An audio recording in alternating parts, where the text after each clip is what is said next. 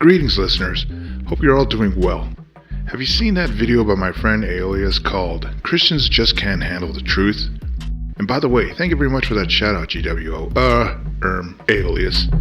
I can do it. Well, to give you all the quick recap of that great vid, Alias had a prior video flagged by some faith heads because of its lengthy takedown of Christianity as we know it so well here today in America. Yes, that is a possibility. To have an opinion video removed from YouTube because it offends people who avowedly admit to an unprovable delusion. My advice?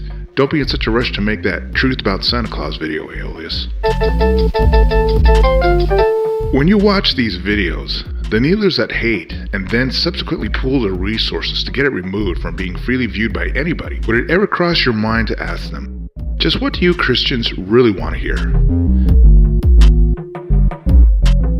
I was thinking, to make this particular video, I would need just one straightforward representative of the Christians we encounter here locally on YouTube every day. The best choice in my humble opinion would be, of course, the Bible-thumping wingnut.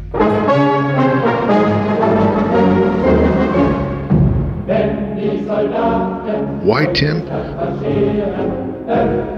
Because I understand him almost preternaturally. Let's begin. Say, nut, what do you YouTube evangelical types, who are at such great pains to audition all these videos that are critical of your beliefs, require to hear from any one of them? Before you answer, I've deduced those requirements to just a simple 4.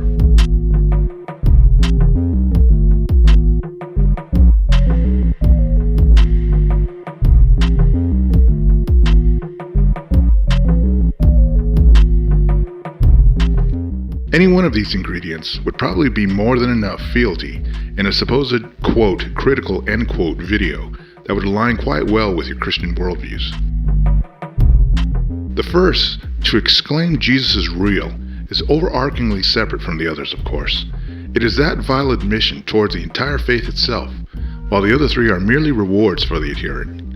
Please remember, when placating the demands of the religion, any religion, the adherent believes that they will be rewarded for doing so. Jesus is real.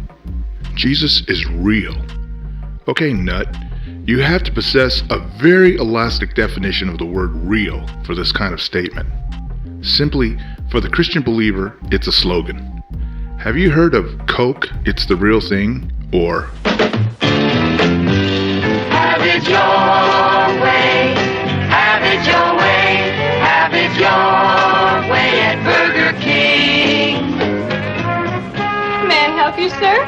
2 Whoppers, 2 Whopper Juniors, and 4 Coca-Cola. And would I have to wait long if you made 1 Whopper with no pickle and no lettuce? No, sir. Hold the pickle, hold the lettuce, special orders don't upset us. Oh, aren't those delicious memories, Tim? Let us serve it your way. Oh, well, in that case, could I have the other Whopper with extra ketchup? Sure. We can serve your rolled beef Whopper fresh with everything on topper. Any way you think is proper, have it your way. Now that's the way to do things. Our way. Have it your way. Have it your way at Burger King. Number 2. To believe in a heavenly afterlife for all true Christians. This one is probably the best and safest inclusion within any atheist / non-believer / God haters video. Why is that? Well, nut, who knows what happens after you die? You guys say you know, I myself surely do not think there is anything past brain death. But please, take no offense, George W. Bush, you did manage to be elected twice here.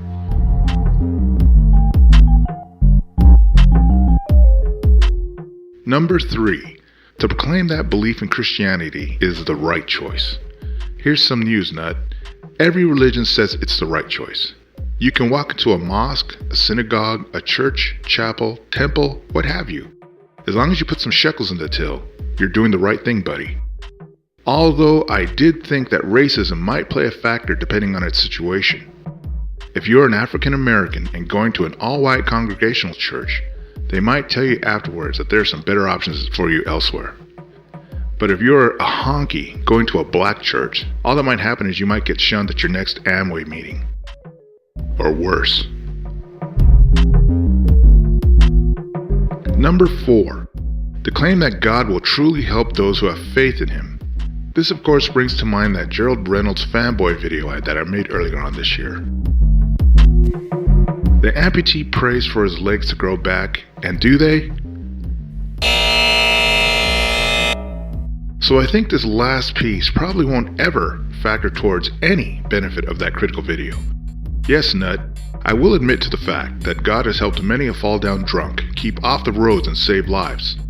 But this particular God is entirely a figment of the human mind. His power lies within an individual's psychological makeup, nothing else.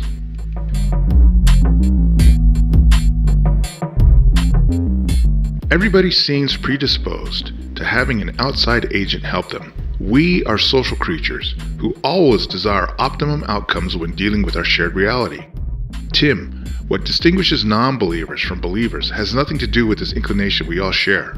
Why not in the future evaluate that questionable atheist video if they admit to this fact at all, instead of perhaps accidentally throwing out a baby with the bathwater?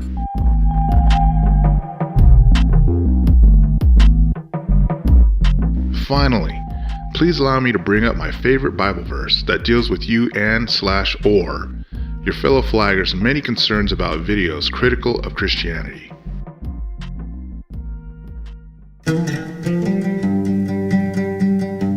Acts 11:17. Therefore, if God gave them the same gift as He also gave us after believing in the Lord Jesus Christ, who is I to hinder God? I'm certain, Tim,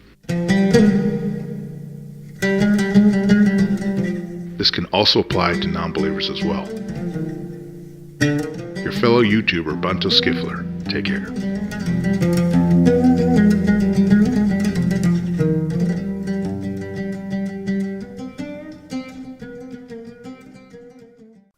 There's no stopping what can't be stopped.